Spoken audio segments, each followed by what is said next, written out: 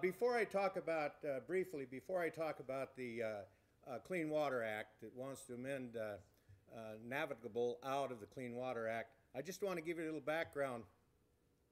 I was on the Northwest Power Planning Council when Stan Stevens was governor, and I served on the first Salmon Summit, and the first Salmon Summit was to do with all the mitigation that would occur, the Bonneville Power Administration would have to pay for, of the endangered salmon. And the endangered salmon, we have hundreds of millions of salmon running all the way from Alaska clear down to the United States, through Canada and what have you. But the basis of that whole deal was the fact that it's 900 miles up to Redfish Lake in the state of Idaho. And those salmon had a hard time navigating 900 miles. And the few that got up there were hardy Norwegian salmon, like I'm a Norwegian. Well, anyway, the fishing wasn't good enough, so Fish and Game of Idaho said, we're going to make this into a great fishery. And so they started killing the salmon, and they're putting in trout. Well, now these were the salmon that we were supposed to save. So the Columbia River system has 55 dams on it. It has, the headwaters is Montana. We have about 21% of the water that goes into the Columbia River. Canada has 40%, and the other three states have the rest. But the Northwest Power Act was put into play in about 1981, and that was to mitigate for wildlife and what damages, and yet try to have a sustainable amount of power. But anyway, to show you the ridiculous of it, we were supposed to cut back on our fishing, but the Native American, the Indians, they didn't have to cut back at all. So if we're going to have to cut back on certain things, I think we should all share the pain. Now, let's go into the Clean Water Bill. In 2007, H.R. 2421 was brought forth by Liberal Representative Oberstar, who you just saw up here this morning, from Minnesota. And that was to amend the Clean Water Act and take out navigable out of the act. Now, it didn't go anyplace that year, and in 2009 it was reintroduced in Senate Bill 787. Now, what they wanted to do was, and these were just navigable streams and rivers that was included in the Clean Water Act that we have in existence today.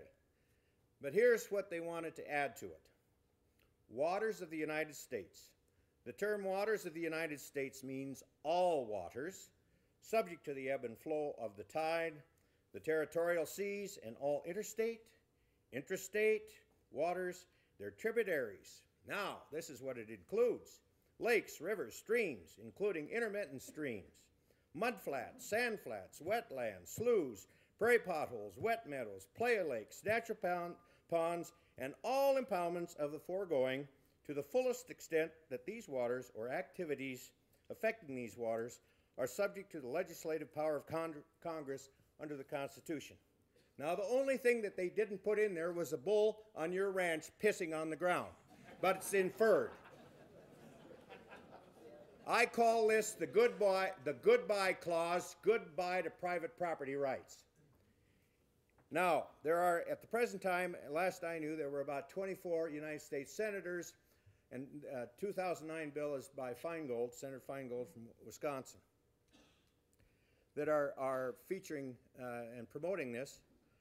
The Obama administration is for this, and the list of organizations that goes in support of this group reads like who's who of the eco-terrorist environmental organizations. National Wildlife Federation, Earth Justice, National Audubon Society, Defenders of Wildlife, Greenpeace, Friends of the Terrorists and Taliban, and everybody else. Now, as a farmer that's farmed all his life, I think this is a bunch of BS. And I'll give you an example. I've got, right across from my house, I got 2 sections of land. Say that represents that white. Right in the middle of that white is about a 10 or 12 or 14 acre pothole. Oh, these are lands that my grandfather and my father and I have put together over the course of many years. Under this bill, if it were to pass, that pothole that has never been farmed, nor can it ever be farmed unless global warming really takes effect and Brendan Farms turns into the Sahara Desert, it is subject to the EPA and the Corps of Army Engineers. And I guarantee you, fighting for 4 years on the Northwest Power Planning Council against the Corps of Army Engineers, why in the hell would anybody that owns any kind of property ever want to be subjected to a government bureaucracy when under the Constitution, Article 5, it says, nor shall private property rights be taken for public use without just compensation. And that's exactly, folks, what they want to do. They want to take your property, make you pay for it, and kiss your sweet Bibi goodbye. Well, folks, I've been in politics for almost 50 years.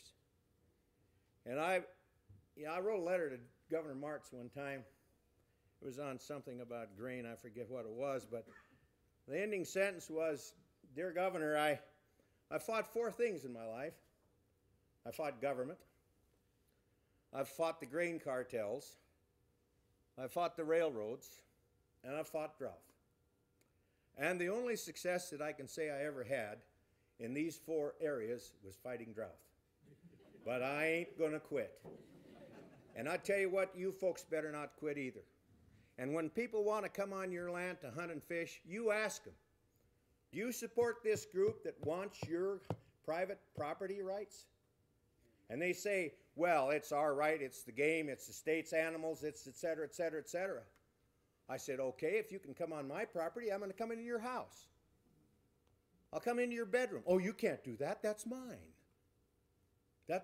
Well, I believe that your home is your castle. Well, folks, my home and my castle is my land. And I will be just exactly like Charlton Heston when he said, out of my dead hands only will you take this rifle so that I can protect my private property rights. And folks, we need to make that happen. So in conclusion, I brought up in the Senate SJ 7 to have a resolution to send it to Congress by all our legislators to be in opposition to the Clean Water Amendment Bill. It passed 32 to 18 in the Senate, and I got all Republicans and 5 Democrats were for it. When I got to the House was tied up 50-50. They wouldn't let anything out of the House committees, and it was tied up and it died. But we are urging all our legislators that we can, from the 4 northwestern states, because I'm on the River Governance Committee, from these 4 northwestern states that does a lot of the same things that the Northwest Power Planning Council does, to write their congressmen, to get involved, and that's what I'm asking each and every one of you. We need to make our point that the private property rights are guaranteed under this Constitution of the United States of America. And by God, I hope you'll join me in the fight. Thank you very much.